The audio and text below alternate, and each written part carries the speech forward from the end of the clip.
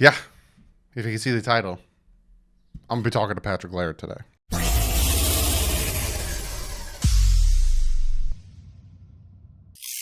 What is up, Finn fans? Yes, I got Patrick Laird on the channel today. Me and him had a very cool conversation. He had something also that he would like to promote, help out. So we're going to talk about that as well. Very good giveaway. Seriously. I made him say it at the beginning of our sit down because it is such a good giveaway and it's for a very good cause. So be sure to check that out. Also, I have to shout out Zachary. He hit up Patrick Laird, got us connected, all that good stuff. If you don't know who Zachary is, he was on a live stream a while back. He has the Instagram, not the best drawings. He sent me this t-shirt a while back of Tua. So he does do t-shirts. He has a Teespring that I will link. He also has a Don Shula sticker that he sent me. So shout out to Zachary for connecting me and Patrick together. It was a very great conversation that you're seeing in about 2 or 3 minutes. But I do also have to shout out Backroom Collections. If you guys haven't yet, go over, grab yourself some fantastic art. I'm still having to get my Ricky Williams up, but they do Ricky, they do MLB, they do NBA, they do all this good stuff. Go over, hit them up on their Facebook or on Twitter. Use promo code DDW. You get yourself 10% off some great artwork. So without further ado, let's cut to my sit-down interview with Patrick Laird. We talk about a lot of good things, even some of The Office. If you guys can see, I got the Miami Dolphin Patrick Laird on here. Hey, Patrick, how you doing, bud? Doing well. Thanks for having me on. Thanks for giving me the time to come on and chat about some things. First and foremost, let's jump off. You have something very important you want to, promote, get out there, let people know about. What is that? Yeah. So first, thanks for having me on. I'm not coming on here just to peddle this. Yeah, no. I checked out your channel. You have some good stuff. I like the content you put out. I think you do a really good job with all that stuff. So I'll say that first. But second, my sister works for this nonprofit called Jack's Helping Hand, and it's based in San Luis Obispo, which is where I went to high school and around the area I grew up. And basically, they help kids or families with kids with certain cancers or diseases that pretty much can lead to the child's death at an early age. And so it's, heavy stuff. And they're raising money right now through an online auction. And I actually put together a Dolphins package. And so there's a signed Dan Marino jersey. There's a football signed with a bunch of current players. And then there's a helmet signed by Dan Marino and Tua. Oh, nice. And I'm not sure there's any other helmet out there that's signed by those two people in the world right now. And then along with that, so it's not just that. There's going to be a travel voucher to a game of your choice, 4 tickets, and a stay in a hotel. So all of that together is one package. Holy crap! Yeah, no, it's crazy. It's an amazing package. They did a good job of helping me put that together. I got the guys to sign it while I was out there during minicamp. But yeah, so the auction ends June 27th, this Saturday, I believe, if for people that are watching this currently, or within a few days of it coming out. So June 27th, the auction ends. And so I guess the best way is to find me on social media. I posted some links, and that should be the best way to find the auction. Sorry, that's the start of this interview. So I just want to get that out there to the Dolphins fans. I see you got some collection in the back, Doug, so maybe you should get in on that. Oh, I definitely am. And yes, I will link it below. Very important, and a ton of good stuff in there. And it's for something very important. So it's very good to start off with that, get that out there. So let's talk about the Miami Dolphins. Let's talk about first thing I want to talk about, because you were with the team from 2019 when everyone was talking about tanking for Tua and all this crap. Won 5 games, and then last year you guys had a big turnaround, won 10 games. Does it feel like over these past 3 seasons that things are really starting to get into a groove and starting to move towards something great? Because me as a Dolphin fan and someone who likes to break down film and stuff really sees how this team since 2019 to now has really turned it around. Do you guys feel it in the locker room? I think so. I mean, I'll be honest, like, this is the first and only team in the NFL I've been on. Mhm. So it's like, I can't be like, yeah, like this is the best, turnaround for a team in the NFL that I've ever witnessed, because it's the only one I've witnessed. But just from my perspective and being on teams growing up, obviously I've been on good teams, I've been on bad teams. I feel like, and I want to say, it's just like everything just feels like it's starting to fall in place, and the culture and the talent that Coach Flo and Chris Greer have assembled. It's just like, it all seems like it's coming together.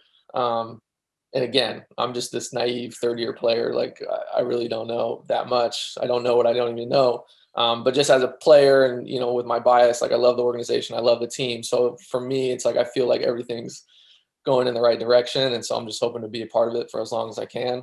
But yeah, even when talking to the older guys that were part of that team, that my rookie season that went 5-11, Mhm. and we were 0-7, I think, at the beginning of the year. Yeah. And we still kept chipping away, and then, won, a couple of games at the end of the season, 5 games at the end of the season, when there was people on the outside thought there was no reason to do that. But I think it was just because we were a close group of individuals that just kept working hard. And then obviously, we didn't make the playoffs last year, but I still felt like we had this core group of guys that loved playing with each other, loved playing for each other. And, a lot of that core is coming back. We've added more pieces, as I'm sure, you guys all know. And so hopefully it just continues to gel and get closer and closer. And, that camaraderie and that chemistry leads to more wins. Yeah. And we all saw it, and we love the additions that was added this year. I'm going to get this out of the way, because I know you've probably been asked 1,000 times about Tua. You played with Tua. You've been playing with Tua. Have you, and again, you probably been asked this 1,000 times, have you noticed the difference, maybe more in his confidence from last year to this year, being that, the playbook seems to be more predicated to his strengths? And now he's a second year. He's actually got an off season, because, your first year, you actually got an off season. Tua's first year, he didn't get one. Do you see a little bit more confidence, more strength, more, having it for Tua? I'll try to answer the question as best I can. I'm of the mindset, I think guys should be able to speak for themselves, and how they feel about their game and all that. So I'll try to answer your question in the best way that I know. So when I came in as a rookie, as a running back, which I think is probably one of the easier positions to learn, my head was swimming. There's so much stuff going on, so much information coming in. I was expected to know this and that, and it was a lot. And I remember, if you took and evaluated me as a rookie running back, you would go, this guy doesn't have a future in the NFL. So if people just judged me on my rookie season, I would be unhappy about that. I would want another shot to prove myself. Now that's from the running back perspective. Now imagine all the information a quarterback has to take in, develop. Now they have the leader, the expectations of being a leader and all this stuff. So, I'll let Tua answer all the questions about the confidence with the playbook and all that stuff and how he feels with the system. But all I know is, like, if you judge me as a rookie on how I was as a football player, I would be unhappy with, like, just, going forward. Like, I don't want that to be the only stamp on my, like, football career. So, just speaking of him personally, great guy, obviously great teammate. You guys have all heard that. So I'm excited to watch him going forward. But I'll let him answer the questions on, like, the confidence with the playbook and how he feels, like, because that's his place to answer. But like I said, it's just like, it's hard to judge anyone as a rookie, but imagine being a quarterback as a rookie and all that stuff you have to deal with. So I'm excited to watch him going forward. Yeah, definitely. And is that a sufficient answer? Oh, that was such a good answer. And I'm not even, like, messing around, because you just like, we don't know, you really don't know, because you're not Tua. You can't really sit here and say, oh yeah, these plays and that play. So it was a very good answer to a non-answerable question. Yeah. Another thing is, like, a lot of people out there, like, I'm not, like, football is so unique where everyone has a very specialized position. So it's like, how do I even evaluate a quarterback? Because I don't even know what their reads are. I mean, I know the reads sometimes in the progressions and all that, but, like, they're taking in so much information. There's so much going on in play. Like, even if I'm on the same team and I'm in the same offense, I still don't know everything that he has to think about. So how am I supposed to evaluate that? Let alone people on the outside. So that's just something to consider. I know everyone wants to be like this Monday morning armchair quarterback, and football players ourselves, we want to do that too. Oh, I would have done this, I would have done that, but you don't really know unless you're in that room, unless you're in the head of that person making the decision. So that's really all things in life and all positions in football. It's magnified on another level for the starting NFL quarterback. So I just tell people to have some empathy and try to empathize with that point of view. Yeah, that's such a good answer. Like, especially because we don't know. A lot of people like to make that assumption, like, oh, he should have thrown it here. Oh, why didn't he do this? We don't know what the play was. We don't know what the progressions were. We don't know any of that stuff. So yeah, it was very good answer. That's another special thing about football is like we all love it so much, and we all like want our team to win so much that you do feel part of those. You're not a part of the decision, but you want to be a part of it, and that's what I think. Part of what makes the game so special is like fans love it so much that we wanted our guy to make the right decision, and we thought it should have gone this way, or we should have kept this player, or we should have signed this player. So I think it makes the game special, and so I'm not hating on that part where people have their thoughts and opinions. I think that's part of what makes the game special. So yeah, definitely. Very good answer. So let's talk about your position, the running back. Some people think that the Dolphins should have went out and added a running back. Some people think, we were pretty good. I'm of the mindset that I kind of like the running back core, you with Gaskins and Ahmed, all you guys. What is your thoughts on the running back core and, somewhat of the competition going into training camp with you guys? What's your thoughts on that? I mean, I think there's competition at pretty much every position. And that's how Flo likes to design the team is everyone's going to compete against each other. And in our exit interviews every year, I'm sure he says it's to our position group, but I think he says to everyone else, like, we're going to bring in more guys and you guys are going to have to compete and earn your spot again. But yeah, I've seen the work that Miles or Gaskin has put in and Savon Ahmed have put in, and those guys are they're grinders. I love working out with them. Miles and I have been working together the last 2 years. And then, signing Malcolm Brown, bringing in Jordan Scarlett, drafting Jared Dokes, like it's just a good group to be a part of. I really like being in the room, and I think it's 6 of us right now, so it's going to be competitive going into training camp. But yeah, I'm excited. It's just like a good group of guys to be a part of. I think I've been lucky to just play with a lot of good guys in the running back room since my rookie season, and this is just another great group. But yeah, everyone's competitive, everyone's working hard, so we'll see how things play out during training camp. Yeah, I'm very excited. I love the combination that you guys have because you're a very powerful running back, and then Miles seems to be like that shifty, drop the ball off to him, get him in open space. I love the combination of the running back group with you guys. You talk about Brian Flores a lot. How is it working, being coached by Brian Flores? Because you see him on the sideline. There's times that he's laughing, and there's times that he's very very serious in there. I remember I went to the Giants game in 2019, and I'm sitting there, and they were. It was right after halftime, and they were practicing punts. And he was walking with like a few people, and a punt was coming towards them, and a bunch of people around him ran, and he kind of just like kept walking, like I don't give a shit. So he's such a funny guy, but then he seems very serious. What is it like being coached by Brian Flores?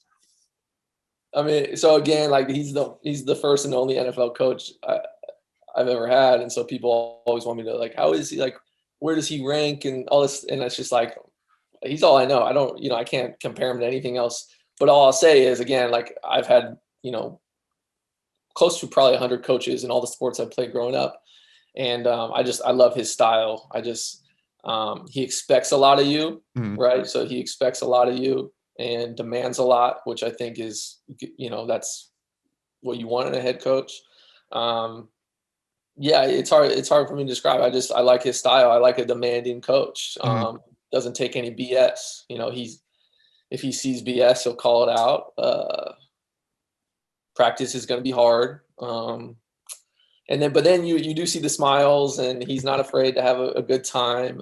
He loves, he's very competitive. He loves to compete and make practice competitive, which that's part of the reason I love football. I love the there's the overall competition, the win, did you win the game or did you lose the game? But on every play, there's like Sometimes there's individual, there's one-on-one competition. Sometimes you're competing, it might be five of you, five offensive linemen and one running back competing against six people rushing the quarterback. So it's like there's always these little competitions, and I think Flo likes to bring that out in the guys and in practice.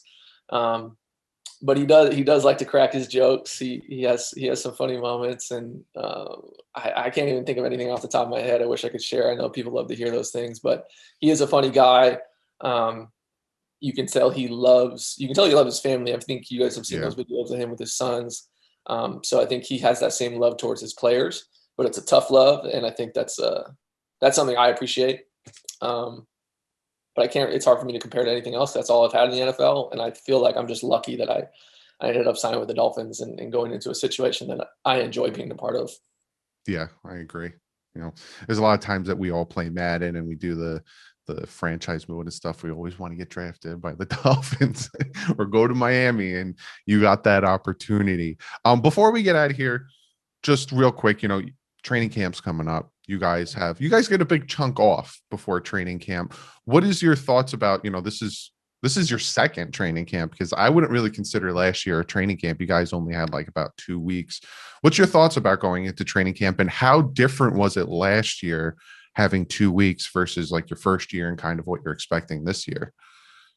I mean, training camp still lasted the same amount of time as last year. There was just that ramp up period. So yes, it definitely was a little easier. I mean, what I'm thinking is, I have that, like, I was a walk-on in college, undrafted in the NFL. Like, I'm always just going to have to continually prove myself. I don't think I'm ever going to, I hope maybe one day, but like, I feel like I'm never going to have that like moment in the NFL where I can just like show up to a facility and just be like, I'm good. I'm on the team. I always feel like I have to continually like make the team every week that I'm there on the roster. Cause like they can literally cut you at any time. So yeah, like I do have I don't want to just say like I'm all doom and gloom. Like I have confidence in my game. I feel like I can help the Dolphins win. I love the organization. Like I want to be a part of this team. But just because you love the team and you work hard doesn't mean you're always going to be on the team. So it's really about preparing. And when I get the opportunities in practice, executing. We have preseason games this year, which should be fun. So, getting my reps in preseason, improving that. Going into my third year, I can help the team win. But yeah, it's a lot of anxiousness and anxiety for guys in the NFL all the time, especially if you're not one of those big contract guys. But that's the name of the game, and you really can't complain because it's like this is a job that a lot of people would want. So I'm happy to keep playing as long as I can. Yeah, and we're all pulling for you. I am, because I was one of those guys in 2019 that was, when you started getting your shot towards the end of the year, I was like, wow, look at this guy. He's a bull back there. He's really getting his yards. So we're all pulling for you, and I appreciate you coming on the channel. Like I said, I rarely get Miami Dolphin players on here. I had Vince on a few years ago. I had Richmond Webb on every once in a while, and the fact that you came on, dude, I really do appreciate it. Yeah, well, I got to shout out. You're friends with Zach. Yes, he was connected. Okay, so I'm in this group. I got to shout these guys out. It's called I don't even want to say the name because it's this group chat on Instagram. They added me to it. They're a bunch of Dolphins fans. They're hilarious.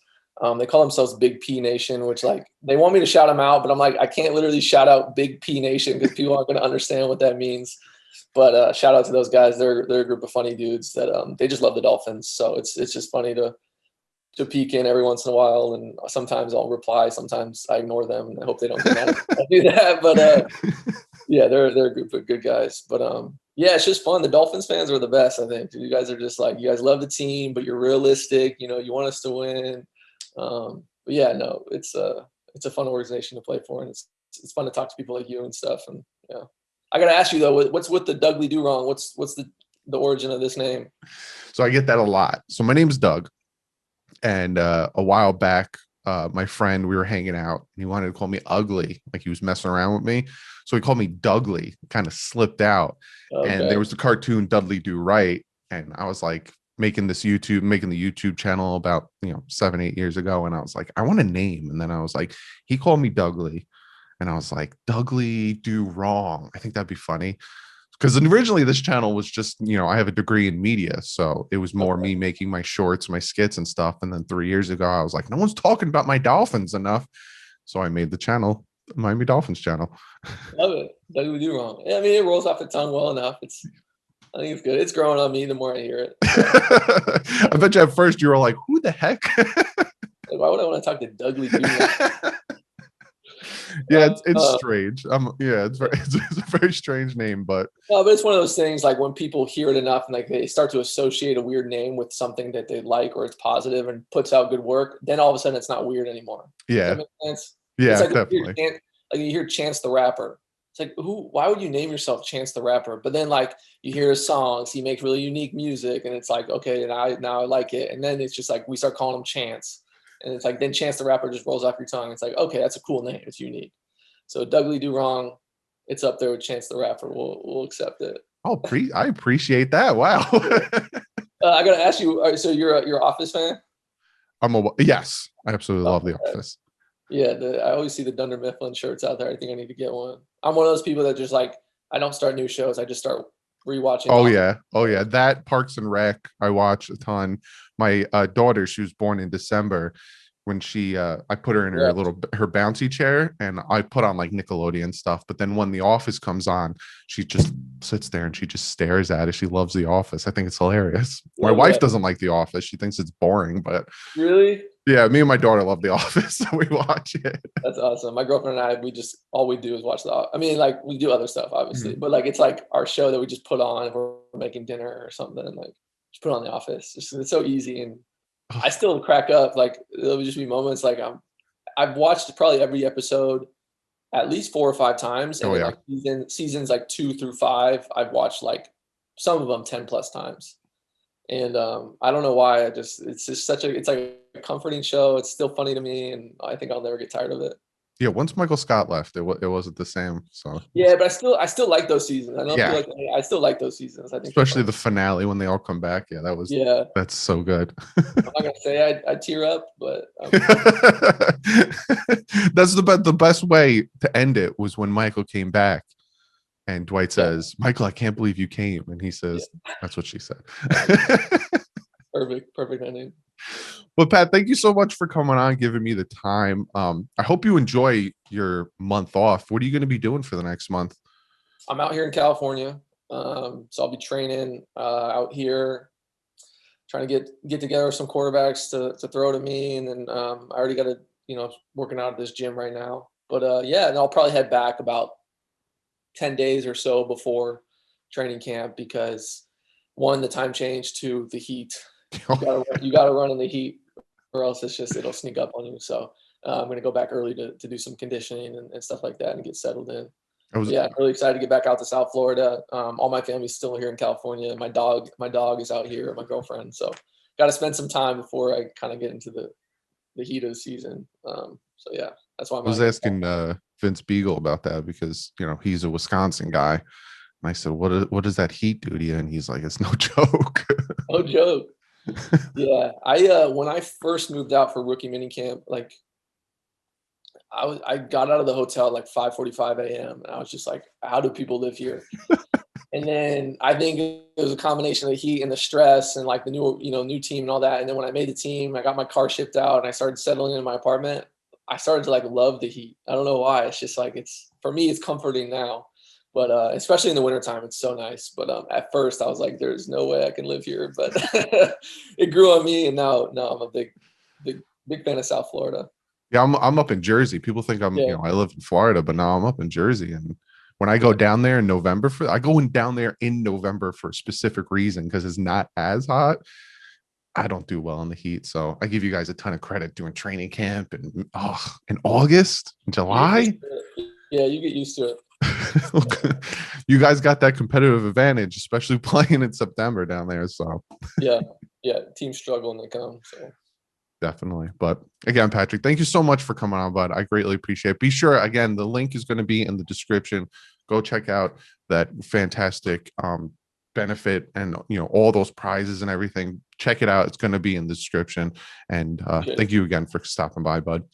All right, Doug. Thank you. Very awesome talking to Patrick Laird. Hopefully, I can get him back on during the season, get his feeling of how the team's going, where their trajectory is going mid-season. We're all pulling for him. I think I projected him to make the roster. Really like Patrick Laird, liked what he did with the team.